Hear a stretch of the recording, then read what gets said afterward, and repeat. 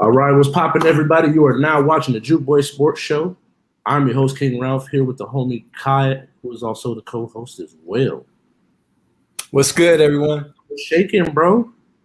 I'm doing wonderful, man. I've been enjoying my weekend, enjoying my week. I'm blessed to be here, blessed to talk with the homie Sports. It was a wild weekend, man. Most And I definitely. know you went to Life is Beautiful, so I hope you had a great time. You got your wristbands. I know you was jumping on the stage and stuff too. Doing some karaoke, like, yeah, everyone pump it up. No. I was so tired, bro. Like, my back was killing me. I was like, man, I'm old. I'm officially old. I am. Yeah. I'm. And you went all 3 days. So Yeah. So it was my practice for Rolling Loud. There we go. Later in the year. But before we get this joint going, man, got to send a shout out to the studio, to the sponsor for a quick bit. If you want to book any kind of music videos, there's open space, 2 green screens, podcast, photo shoots. Call the number on the bottom of the screen, 707 Fit Boxer. And we'll be back. We should be back in the studio next week, if not 2 weeks. 2 weeks down the road. But before we actually get going, man, got to spend a special shout out and condolences to I actually read it just before we were getting ready to record. Rob Rivera, who was the person that started the black hole in Oakland, passed away from. So condolences out to him and his family. I thought it was pretty interesting. I ended up.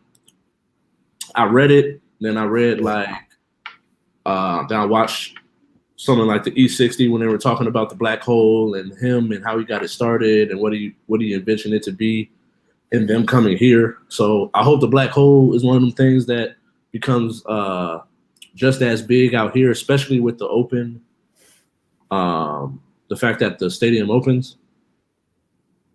But let's jump in. To him and condolences to his family. Prayers out to the family. Yes, most definitely. But so your boy got the monkey off his back. The monkey off his back. Say it loud. Say it loud. All right. Woo, man. You know what I'm saying? I'm happy, bro. Oh man, I was more happier than copping a dime when you out pimping, man. I don't know, bro. Like, you know what I'm saying? Like, that was for me personally as a fan, a Baltimore Raven fan first. Lamar Jackson, my favorite player on the Baltimore Ravens. I was excited. That game took you through every emotion. I mean, everything from the first drive, Ralph.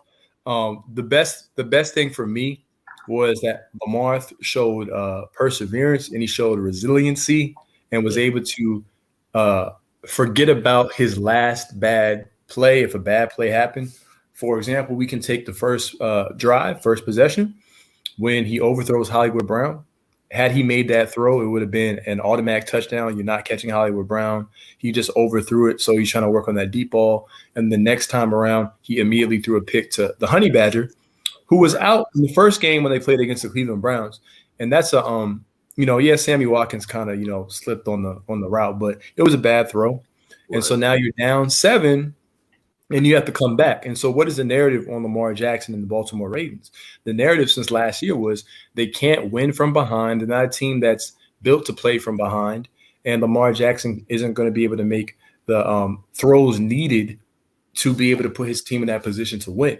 Even though we did see in a primetime situation last year, I believe it was a Monday night primetime game versus the Cleveland Browns and Baker Mayfield, on a 4th down play, he hit Hollywood Brown for a touchdown. Right. But anyway, this is key for him and key for the Baltimore Ravens from a psychological standpoint.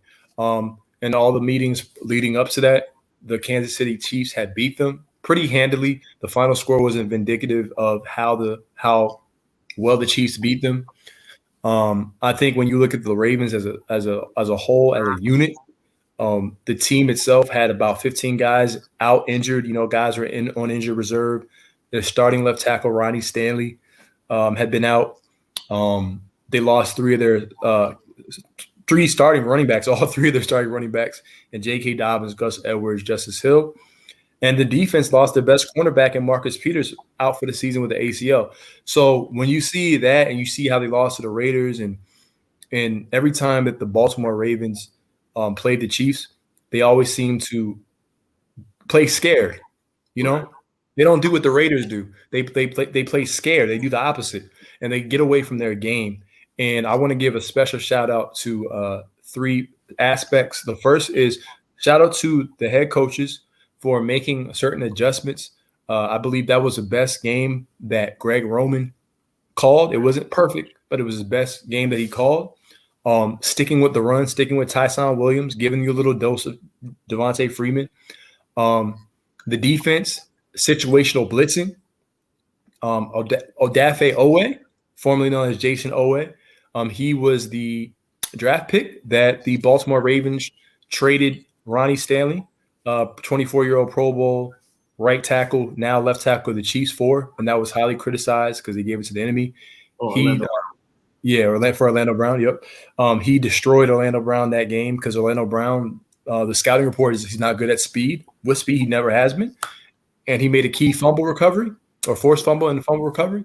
And then I want to give a shout out to obviously Lamar Jackson. Lamar Jackson, I believe he showed why he's the MVP. That doesn't mean he's the best player, but he's the MVP. He's the most value in terms of what he's able to do with his legs, showing resiliency. His throwing has gotten a lot better, Ralph. And Hollywood Brown, he's having a breakout season. We need to give Hollywood Brown some credit. He's no longer catching with his body, playing in the slot. And I think my final point from this game, and I'll let you go, bro, is for us to be able to beat the Chiefs in a one-point game and be able to score with the Chiefs, make critical stops against the Chiefs, two glaring things it showed me was, one, the Baltimore Ravens are a team to be reckoned with once we get pieces back. Nick Boyle, the best blocking tight end. Rashad Bateman, see how he goes. He's going to open the game up more. Some other pieces on the defensive end we're going to get back. I think we're a dangerous team. Psychologically, we now have that edge, I believe. And then for the Chiefs, you play them 2 times a year. I think the fact that they're not a team that can run the ball and they're not a team that can stop the run. Right. And I think they can be had in those 2 areas that Patrick Mahomes has to play almost a perfect game, I think, versus certain teams for him to win. Because I believe that this Chiefs defense looks more like it did in year 1 than it did last season. Right. So that's my biggest takeaways. It was an exciting game. And, I slept well. I slept well. So there you go. There you go. That's my speech. Drop some mic. How about you, man? I know that feeling, man. Feels good when your team gets it done. Shout out to the Raiders here 2-0. We'll talk about that in a second. But I think that the one thing that I'm not gonna put too much into talking bad about the Chiefs defense because what is it? I think thought they were. Clark and Frank Clark played last week. I don't know if Frank Clark played this week. I know the Honey Badger did. So it's like their defense and the key pieces of the defense aren't 100% there yet. The one thing that's kind of like with this game, you kind of saw or you've seen, but it's one of those things that we get so enamored with the no-look passes, the throws that Mahomes makes, that interception, I think it was like 2 minutes left in the third quarter, he throws, and it's like if that's a completion, we're like, oh my God, see, this is why this is the best quarterback ever in the world. This is the best thing since sliced bread and shoelaces. But like the interception makes you go, why did you throw that? So it's like the fact that it didn't work out for him. Now we're having another conversation where if it was a completed pass, we probably would be talking about the how the Chiefs would hold on. And so, but I do want to give props to Lamar because they've been talking about for a few years now that he can't come back from deficits. Yeah. So like the fact he was able to do this, I believe they're one of the games they played last year. They got off to a 14-0 deficit, and they weren't able to come back and make the game even competitive. So the fact that they had that fight, they're down 3 running backs. They're just picking people up off the street, off the practice squad, and throwing them in the offense. I think, like you said, Lamar is he just showed why he's one of the top 3 players in the NFL. Great. He had 2 interceptions, but it's like he came through when it was much needed. So shout out to them because I did pick them to go to the Super Bowl or win the Super Bowl. Still riding with this, man. Thank you, man. Even though my team is 2-0. Yeah. So we'll even though those Buccaneers look dangerous, man. Right. Let me stop. We'll get to that. I think it's a good win for him, man. Like they did a good job, man. We were talking about it at my house for the first game. Hollywood Brown get 1,000 yards, and I mean he's looking pretty good so far. So I think he's right at where we right now. I think it's like a $180. Yeah, he has a $180. Yeah, like a $180. Yeah. I got him in fantasy, man. It was a nice pickup.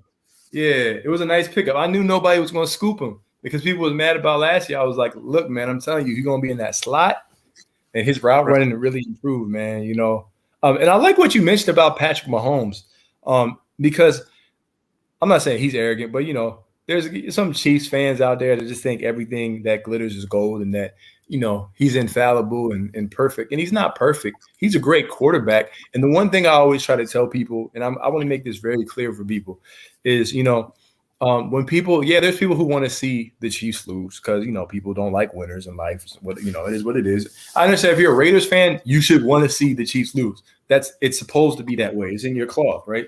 But also, I always try to say, be realistic. As a Ravens fan, I still have a level of respect for them because I respect what Andy Reid does. I understand what Eric Bieniemy does. You know what I'm saying? I understand the weapons that they have, and they're trying to feed their families just like our players are trying to feed their families.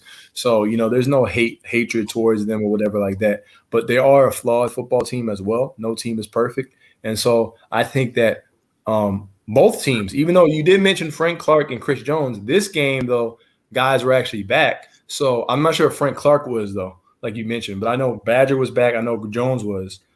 So I think we showed some cracks in their foundation that run that ball, man. Run that ball. You know what I'm saying? And things will, you know, come to fruition. And another thing I wanted to bring up real quick, Anthony Avery. Shout out to him. Right. Making a key critical stop on 3rd down against Tyreek Hill. No pass interference. And Tyreek Hill really didn't get off in that game. For a team that has no back end on that side, of course they're going to try to sell out to stop him. But a lot of teams try to stop Tyreek Hill. They gave up the middle of the field. That pass to Travis Kelce, when people act like they couldn't tackle. I think the Ravens need to do some tackling drills this week. Like, my goodness, man. Yeah, this dude just like, oh, move. Oh, hey, go. Move this way. You know, like, come on, man. I'm like, hit him. But outside of that, shout out to Anthony Avery and some of the cornerbacks. And I got to give Villanueva his credit. Outside of that one play when he looked horrible, like, bro, he didn't even try to block. He was like, because I said he needs to be cut after week 1. I still don't like him, though. I'm not going to lie. I still don't like him. He just can't start. No, man, he can't start, bro. Man, come on, bro. Come on. Hey, call 1-800 retirement home Villanueva. 1-800 retirement home Villanueva. Man, look, bro. Like you don't think he's a double? You don't think he's bro? Just he's a double agent for the Steelers, man. I'm telling you, man. He's a double agent for the Steelers. He's not to be trusted in the playoffs when we need him most. Watch out now. That's funny. But that's it. That's it. We can move on, though. Shout out to the Ravens, man. And I'm this football season is great. It's taking off, man. Week 2 just wrapped up. So 3 big takeaways. First off, I'm convinced that people just don't like Carson Wentz because he's still in the league. No, he's on the Eagles and he was battered and bruised. Goes to the Colts, and now he sprained both ankles. Lord have mercy. So my man is the glass man. That's one takeaway. Carson Wentz is Mr. Glass, and I don't really see. I don't. As much as I thought that with that defense, that the Colts would. And because I like Carson Wentz, but I just think at this point he's damaged goods, man. Like it sucks to say, because they just didn't look as good. So it sucks to say, but I don't think I don't see the Colts making the playoffs outside of they would have to win the division in order to make the playoffs. I don't see them getting a wild card spot. Me personally. Hold that thought real quick. I got to do something.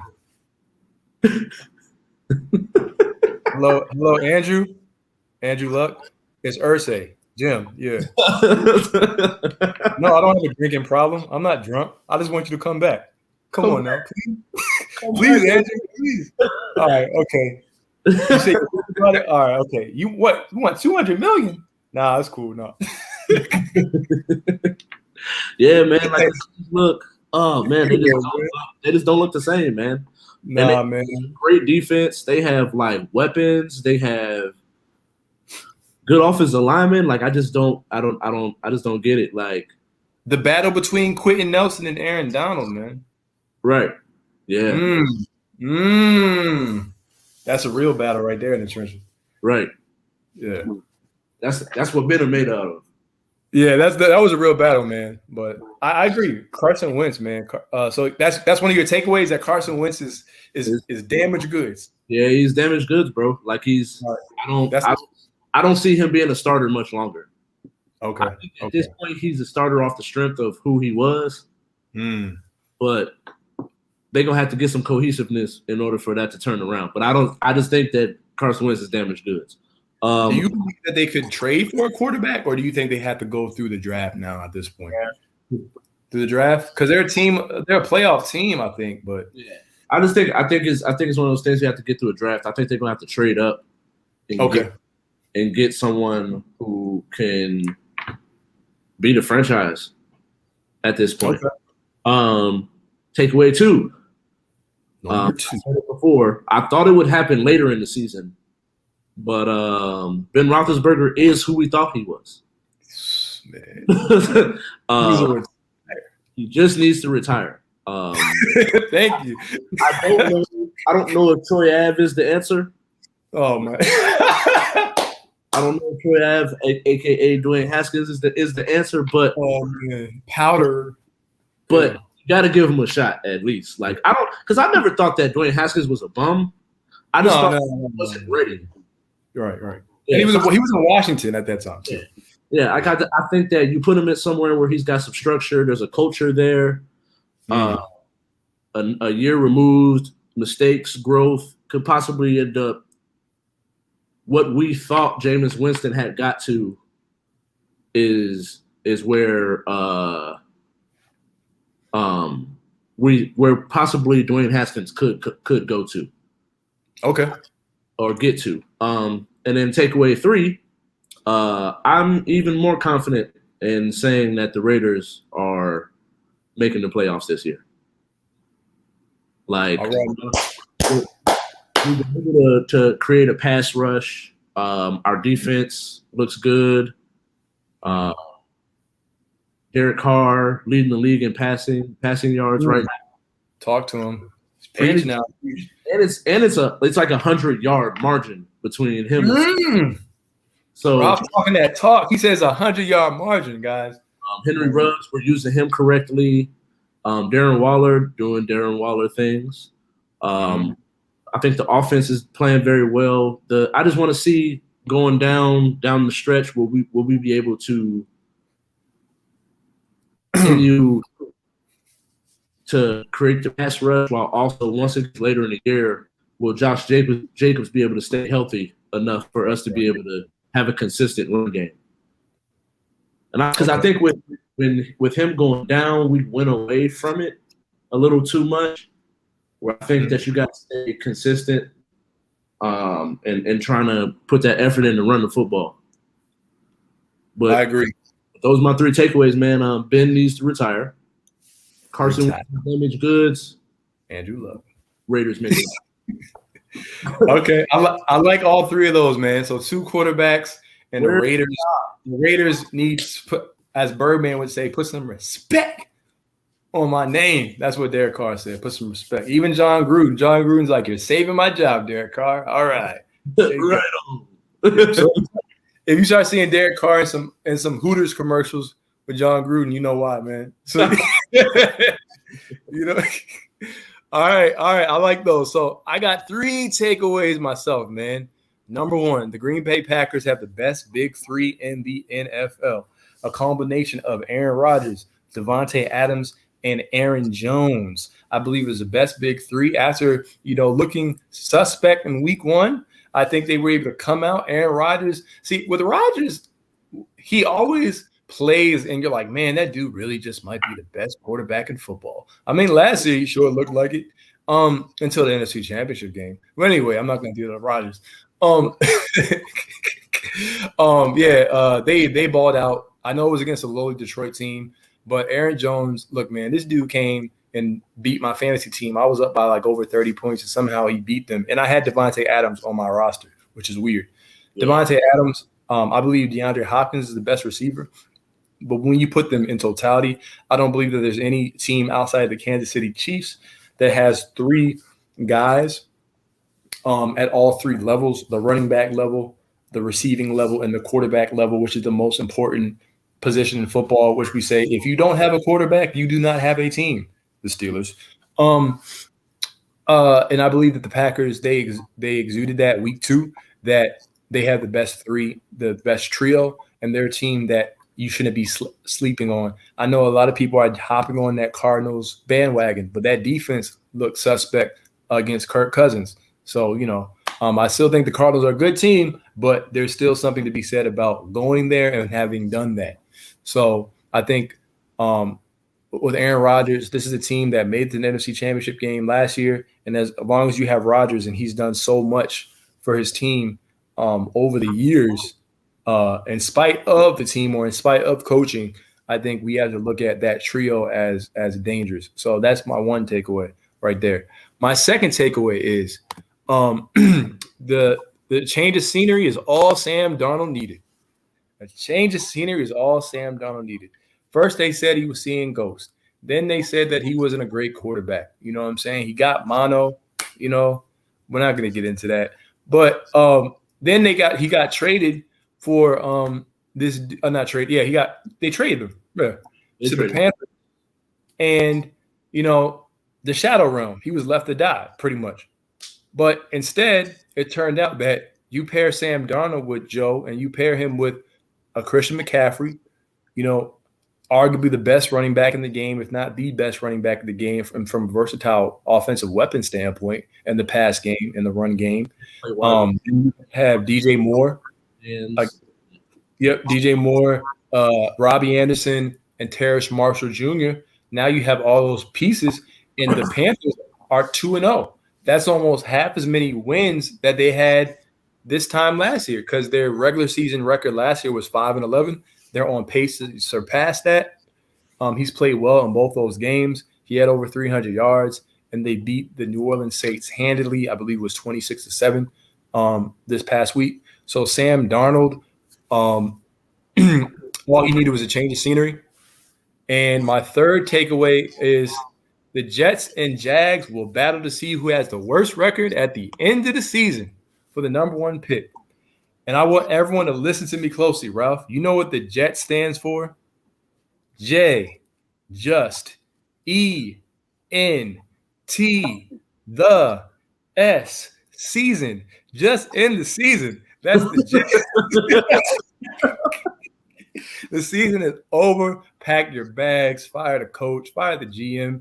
They got the dude that looks like if Kyle Bowler used his powers for good, that's who Zach Wilson looks like. You know what I'm saying?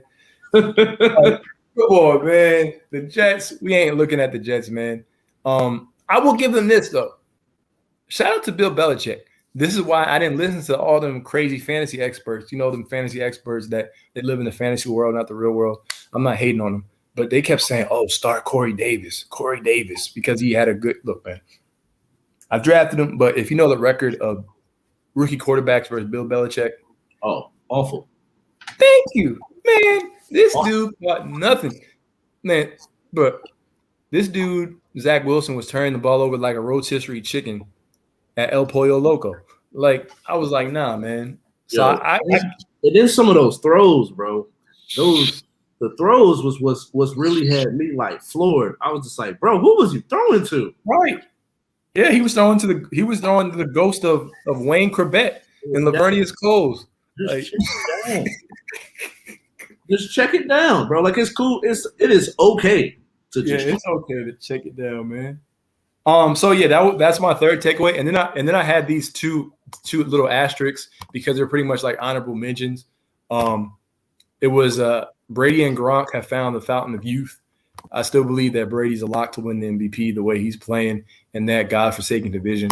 Especially after the way famous Jameis, sadly, bro. I know he was on him last week, but then this week, and then my last one was I believe that Washington may have found their quarterback of the future. Yes, I do. Because remember now, Taylor Heineke, he played well versus Brady's that defense in the playoffs. And They weren't expected to even be close in that game. Sure. So I think that was the best outside of the Chiefs and Ravens game. That was the best game of the week of week 2 because Thursday games are usually garbage on a short week. And Heineke showed composure. He showed clutch ability, and he has playoff experience. So I think that the Redskins could win that division. The Cowboys, they looked shaky last week. The Giants' issue actually isn't the quarterback. They have a deeper issue, and it's not the quarterback position. And the Eagles are, the Eagles. So I think the Redskins could win that division, and I think they should take a long look at possibly Taylor Heineke being their quarterback of the future. So those are my takeaways. Yeah, I like what you said as far as the like Sam Darnold, because I even said that when we were talking about Zach Wilson, that I just didn't see, like, I know going into it, I talked a lot of stuff about Sam Darnold, how I just didn't think that he was the answer. Yeah, but at the same time, it's like I don't think that Sam Darnold was the problem. All right. So it's like you're just replacing a quarterback for another young quarterback. And I don't think that Zach Wilson is any better than Sam Darnold. I just think that the rest of the team is trash. So it's like I'm not going to go as far as say fire the coach. Yeah. Because I do think that cop, I think it's Robert Saleh or Saleh. Oh yeah, from the 49ers, the linebacker coach is now the head coach, right? Mm-hmm. I think that he's going to be a good coach. I just think that it's one of those things where the team's just not good. He inherited a very bad franchise and bad team. So like they're very far removed from them teams that was competing with the Patriots for AFC East division titles. Like they're just not that good right now. So for me, I just think that they are they're just a few years away from even doing anything. That might be generous, but we'll see. Completely blow that team up, and I feel bad because was it Quentin Williams? Is nice. Like they have some pieces that are cool. That stay hurt too. They're decent players, but it's just they got to get up out of there if they're gonna try to do anything with this team. Right. So I feel bad. That's where he gets his first opportunity, but hey, he knew what was up when he signed that paper. So I don't feel bad actually, and I don't feel bad at the same time because you trade Sam Darnold, but then you could have used that pick to get something else. All right, to surround him with something. They have a good left tackle. I can't think of his name off the top of my head right now, but they have a good young left tackle. They have a good quarterback now. It's just a matter of letting them develop over some years and get more pieces. And they're going to be, like you said, at the bottom of the barrel. So we're going to be seeing what happens with them. But the takeaways, man, I'm looking forward to the rest of the season. At this point, we're going to slide over to got a little bit of controversy over here. Ben Simmons decides he's not going to show up for training camp. While John Wall, on the other hand, it's being handled professionally. It's a mutual thing. We understand. We're young and rebuilding, and you're older and would like to win now. So we're going to try to see if we can get something back that we feel is equal value. And Ben Simmons, on the other hand, is like, nah, I'm out of here. Get me out of here. Get out. Before we get into the whole Ben Simmons and why, or how it got to this point, what are some best landing spots that you think for both of them? Okay, so let's start with John Wall first, because that's something we've talked about, behind the scenes a lot, and because it was the first story that broke about last week. So with John Wall, honestly, a lot of fans, I'm sure, analysts and everything, it's like, okay, he doesn't really have that many options due to the contract situation. John Wall, he's guaranteed $44 million this year, $47 million next year, right, on his contract. So the Houston Rockets didn't want to buy out that contract, but finding a trade partner isn't the easiest thing to do, especially with John Wall wanting to go to a contender. So I looked at the teams, and pretty much what I broke it down to was, okay, what teams need a point guard? And if you go through the Eastern Conference, most of those teams, or should I say almost all of them, have a point guard or a starting caliber point guard. Contenders, Miami Heat, Kyle Lowry, Charlotte Hornets, LaMelo Ball, Drew Holiday on the Bucks. We can go down the list. Lonzo Ball now is on Chicago. So it's pretty much everyone in the East. Then you go to the West. You have a Russell Westbrook now on the Lakers. We have a Jamal Murray who will be returning. Suns, Chris Paul. I'm just kind of going down the list just so people kind of get an idea, so we know where we're going with. Mavericks, Luka. So you're like, yo, all these teams, they'll point guard. The Kings have De'Aaron Fox. So then you start to look at it, and it's like there's really two teams, respectfully. Maybe three if you add in the Celtics. Celtics is like a small team there. They got Jalen and Jason. They got rid of Kemba Walker. Would you bring in a John Wall? Then I look at two teams, the Clippers, who he's been linked to for a while now, and that's the number one team a lot of people are saying, and I say OKC. So with the Clippers, first and foremost, the reason why the Clippers can make sense is because he said he wants to go to a contender. Okay? Right. So the Clippers are automatically a contender. They're a team that was 2 games away from the NBA Finals, sans Kawhi Leonard getting injured last season. He has chemistry and continuity as being a friend with Paul George, dating back to like 2014 or whatever. Paul George calls him a brother, so he would like to play with a guy like that. He openly wanted to play with him when he spoke about it on ESPN back in 2017. That was years ago. They're both in their prime. But we want to look at how it fits contractually wise. There's 2 trade scenarios that could occur. If you do the trade machine, you could do Eric Bledsoe, which they recently had acquired, right? Eric Bledsoe, Ivica Zubac, and Luke Kennard. They can finally get rid of that contract that Luke Kennard was on. Or you could do Eric Bledsoe, Luke Kennard, and Serge Ibaka. These are all 3 players where one of them wasn't there last year, so he did nothing for you. Luke Kennard, he didn't play a major key role in the playoffs. And Serge Ibaka, obviously he was more injury prone, but he has an expiring contract. Then you have a guy like Ivica Zubac. If you give them back that's a young asset that the Houston Rockets could use, and they can get rid of John Wall's contract. John Wall, how does the on-court fit? Well, on-court, he provides them with an elite playmaking slasher who's going to attack downhill, and they're surrounded by multiple three-point shooters. They're the best team in the NBA last year, three-point shooting, 9 players over 40% shooting. And they finally get that playmaker and gets the ball out of Kawhi and PG's hands from doing those responsibilities. So it allows them to score. But the con of that, Ralph, though, while they're a team it doesn't solve their key issue. The key issue out west for them is interior defense. Jokic has been a problem for them. DeAndre Ayton proved to be a problem for them. And Anthony Davis, since they got together, is a problem for everybody. The mid-range, he can get you back in the basket. He gets a lot of guys in foul trouble, different things like that. Also, if you have a John Wall, if Kawhi were to come back this year, or even if he doesn't come back, you still have three guys, your three best players on your team are now all injury prone. Kawhi's injury history cannot be trusted. Paul George never plays, I think, more than like 60-something games a season. John Wall missed 2 years of basketball, right? So, yes, Brooklyn has a big three. Yes, the Lakers have a mini big three. Yes, even the Bucks to a degree have a big three. So that's why I think they would probably do it.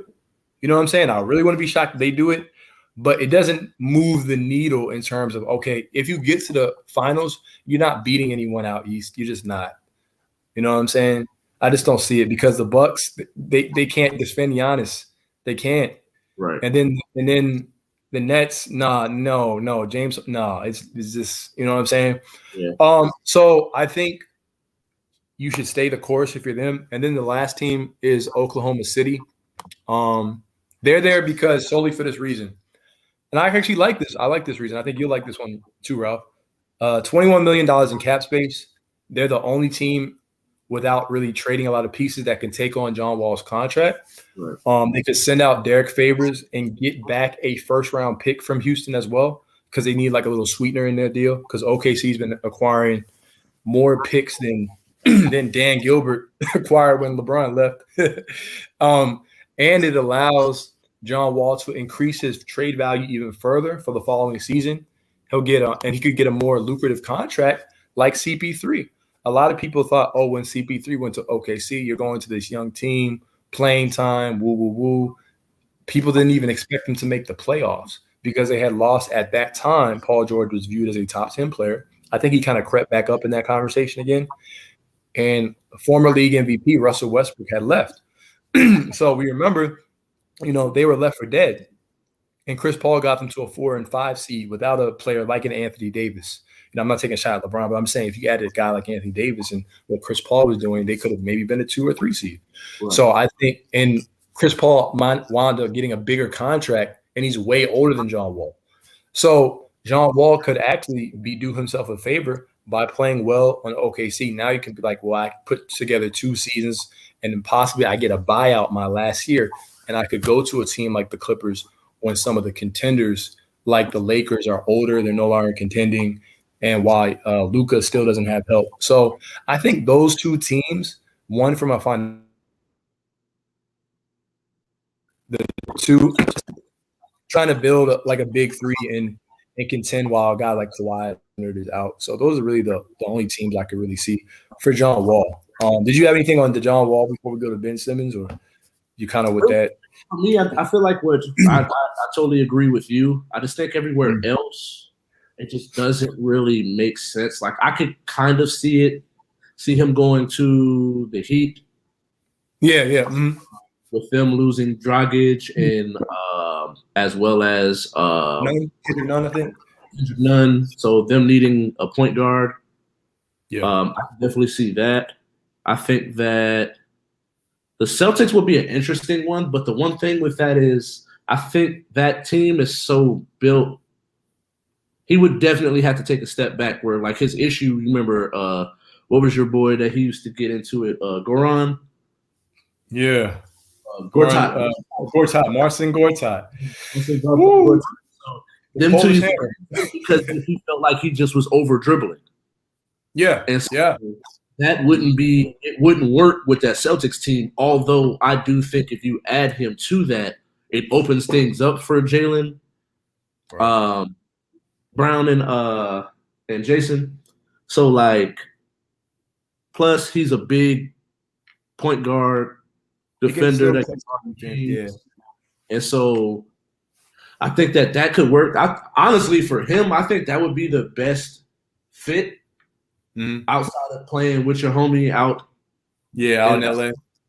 So like, but I do think that I think that if the Clippers, I think the Clippers should bring back Boogie. Same. And make that trade happen. And I think that, and I would be comfortable seeing with them rocking with that team. Yeah, I think, well, for me, it's like we mentioned, bro, it's like at some point with them, because I feel like we were talking before the show, they missed their moment, but John Wall, like, he still gives you a chance. That's the key. Like, he gives you a chance, and just making the NBA Finals, I believe, is an accomplishment. Now, if you're like a Clipper fan, the ones that are out there, like they believe that they got to the NBA Finals, they are winning it. And I'm like, okay, that's cap, first of all. So we just need to stop that. If it was any other team, I think we can be. I know the Nets haven't made it. The New World Order Nets haven't made it. But if those teams make the NBA Finals, it's like John Wall's not helping you beat those teams per se. And then with the Celtics, they kind of mirror the Clippers in some of the way that their roster is constructed. And so that's why, like you said, John Wall kind of brings some of the same issues, because you have the two-way players who like to score, and then John Wall and trying to shoot the three, you know what I'm saying? And it's kind of funny because we talk about Russell Westbrook in the big three and his lack there of three-point shooting, right? He's not a three-point shooter. Well, while Luke Kennard, yeah, he shouldn't have been paid that much money. What was the one thing that the Clippers excelled in last year was when they would double team Kawhi, they had the Reggie Jacksons, they had the Luke Kennards that they could kick out to. When they would double team Paul George, well, if you have John Wall, they're not afraid to leave him open. You know what I'm saying? And John Wall is not someone who really plays well off the ball. He just doesn't play well off the ball. And so it's like there's no perfect team, but if a guy like it will matter if you play a team like the Lakers, especially because LeBron, like him, love him, hate him, whatever, he knows the weakness of every player in that team. Even if it's just a marginal weakness, he'll just be like, no, just continue to double him. Force John Wall to shoot it until he makes 5 in a row. That's just how you're going to play him. You know what I'm saying? Or, oh, you got sharpshooters? Okay, cool. We're going to press your sharpshooters and force Nicholas Batum to put the ball on the ground because I know he can't put the ball on the ground. You feel what I'm saying? That's just how he plays. Like he ratchets it up in the playoff time. Like his brain starts stimulating. So yeah, I think I'm with you. Bring back a Boogie. You know, if you get John Wall, you get John Wall. But I think at the end of the day, I wouldn't mind seeing for that team a Miles Turner, a Jared Allen. Like if you're I'll put it like this. If you're trading for a $44 million contract, then you should be able to somehow swing a deal for an interior defender somehow. Yeah. I like the Miles Turner one though, because I like Miles Turner a lot. Rim protector, 3-point shooter.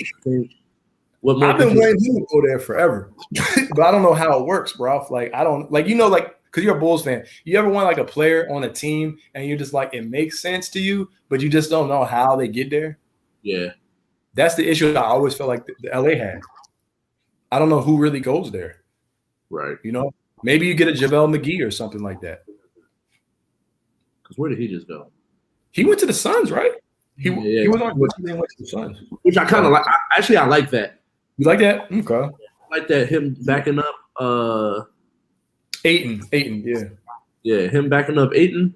Yeah, I actually like that a lot. Yeah. But to Ben, off the bench, man, it's a weird situation for me, man, because I'm like, I don't know.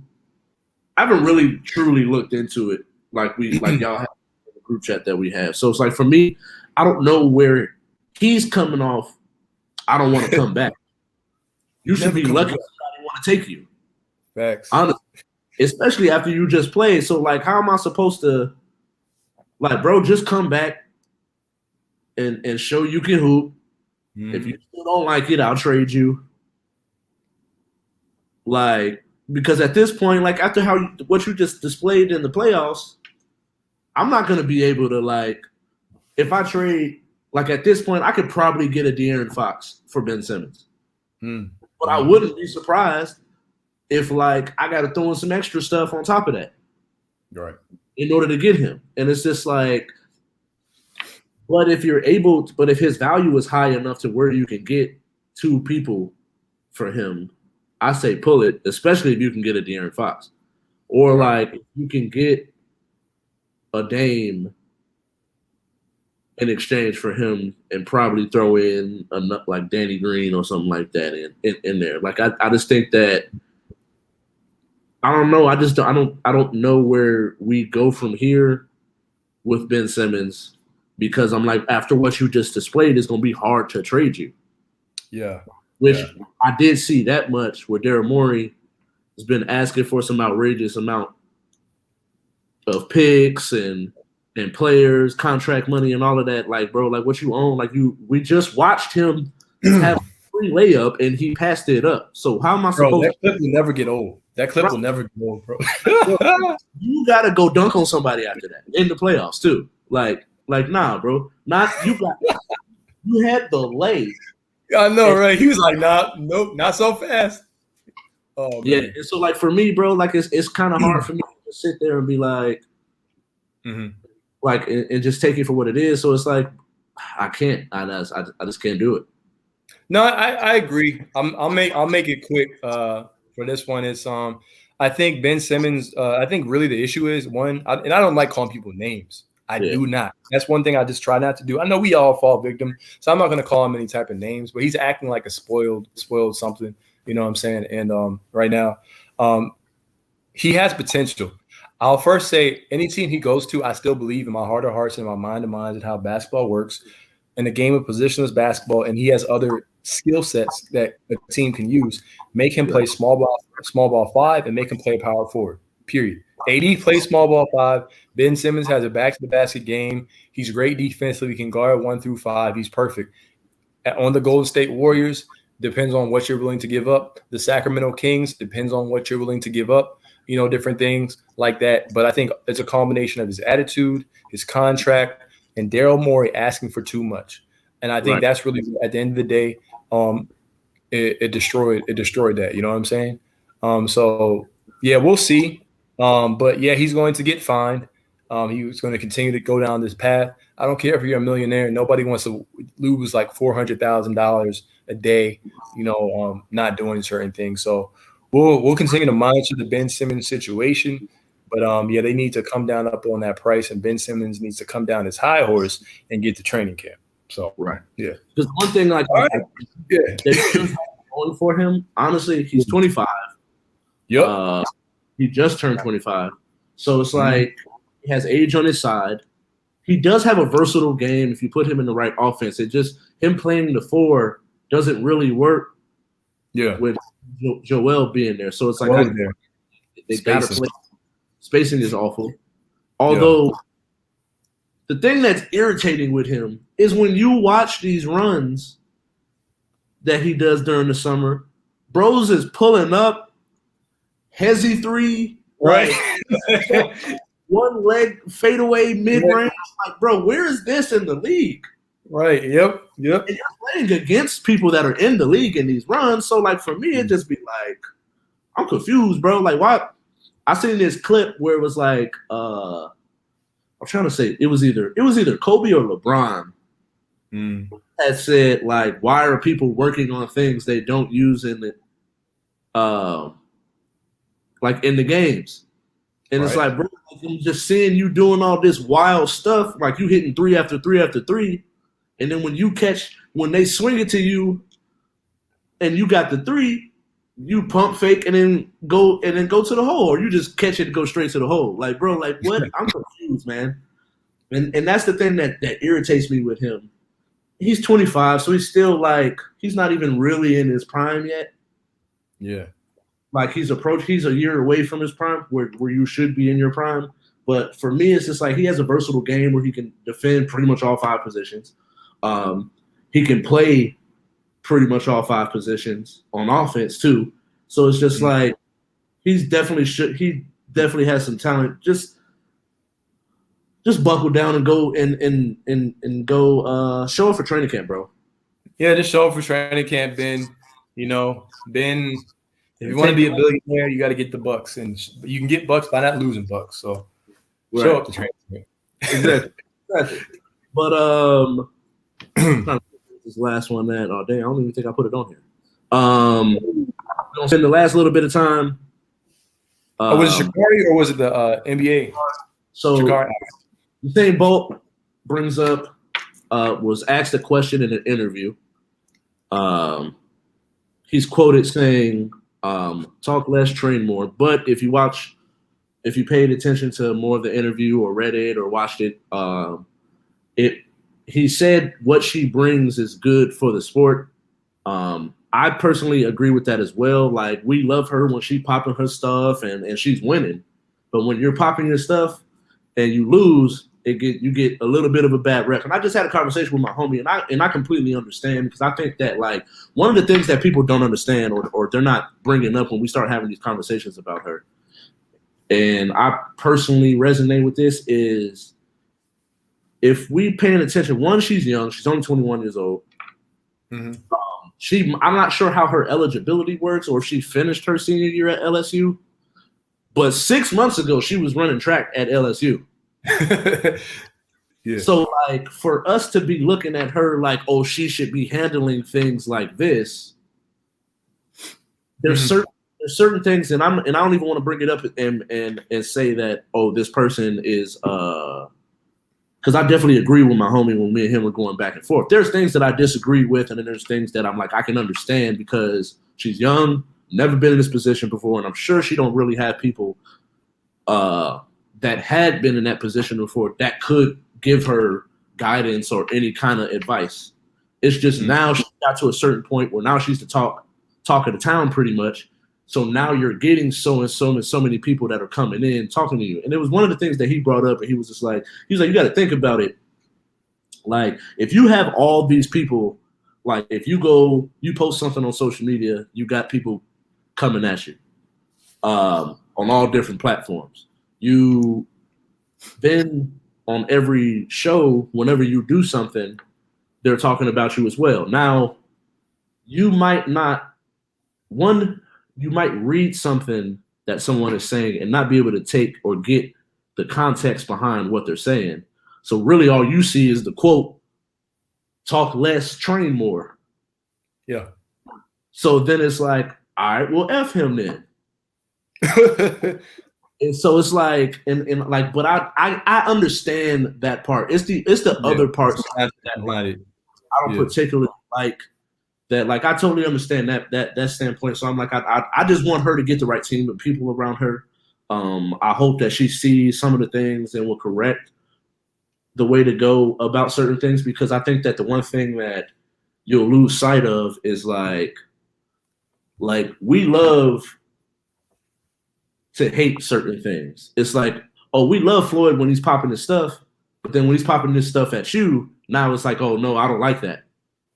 Yeah. And it's like, that's where we're getting here. We love the colorful hair, the long nails. She going out there talking her trash and going out there winning, but then it's like people are so quick to flip on her when she's not winning. And then it's like, you do got to realize, like, these women that, and I mean, I'm just talking about specifically the Jamaican women that she's going back and forth with. Those are grown women who have competed in multiple Olympics and meets.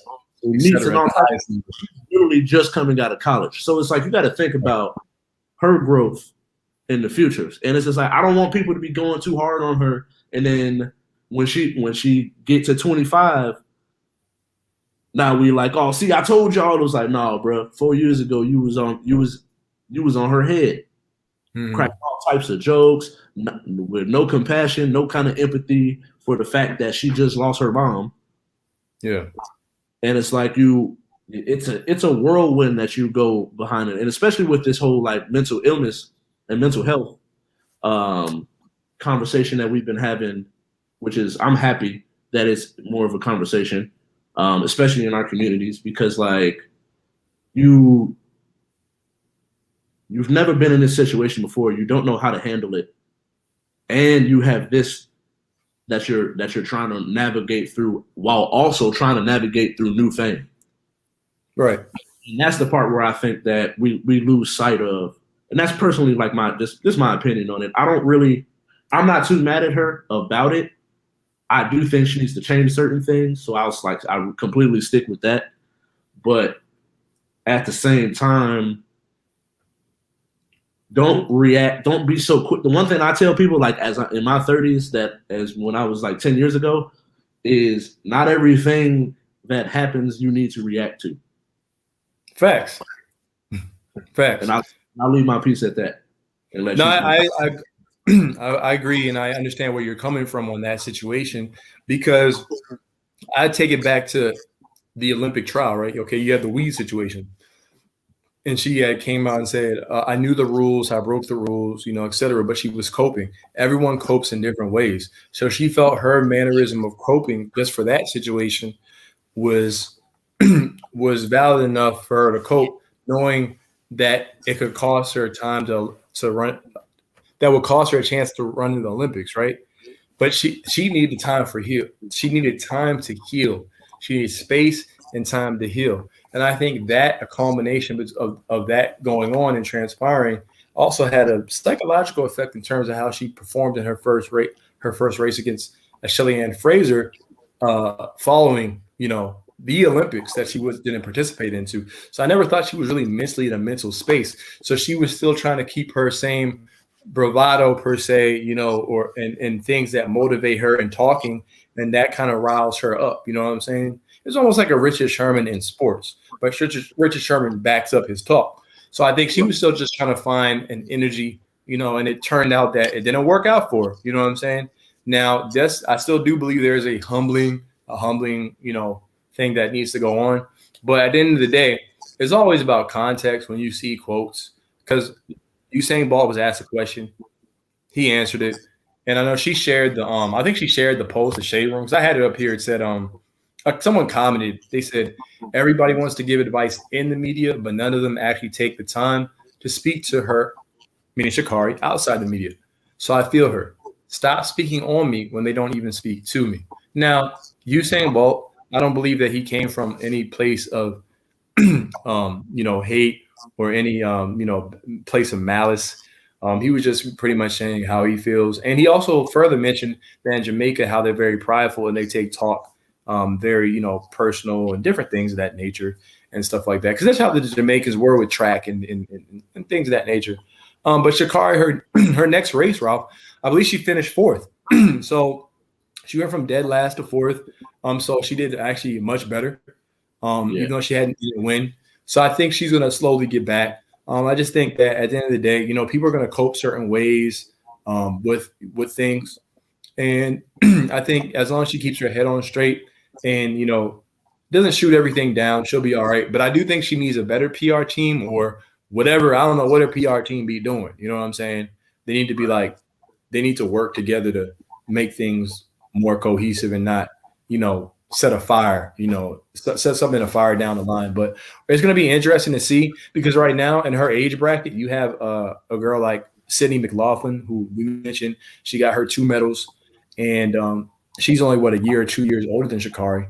So, people talk about, well, age, nah, people at certain ages, they you can still have a level of maturity, but I don't think people need to be knocking Sha'Carri to the point where she said something like so egregious or whatever. And Usain Bolt wasn't coming from the so that's kind of how I feel about Sha'Carri. I'm actually intrigued to see her next race, and I'll be pulling for her because she's Team USA. So, But it was a great episode, guys. Thank you all for watching. It was a good time. Make sure you go and follow our Instagram page where you'll be able to see content. I'm gonna start working on making sure I post more daily content. Same. I need to post more. Right. Yes. Make sure you go on at J.U.K. Sports Show. Follow me on Instagram as well and TikTok at KYNDRALPH. Follow the YouTube page, like and subscribe. All of the videos on there, man. The He Say She Say channel. You can actually type in Jukebox Sports Show like it is on the bottom of the screen, and it will populate. Just go on that page, like and subscribe. And you can follow me at the.house. Oh, sorry. You can follow me at the.house.hoops on IG. Like I said before, I will be posting more. And that's about it, guys, for me. All right. Thank you all for watching. It was a great time. See you all next week. Peace.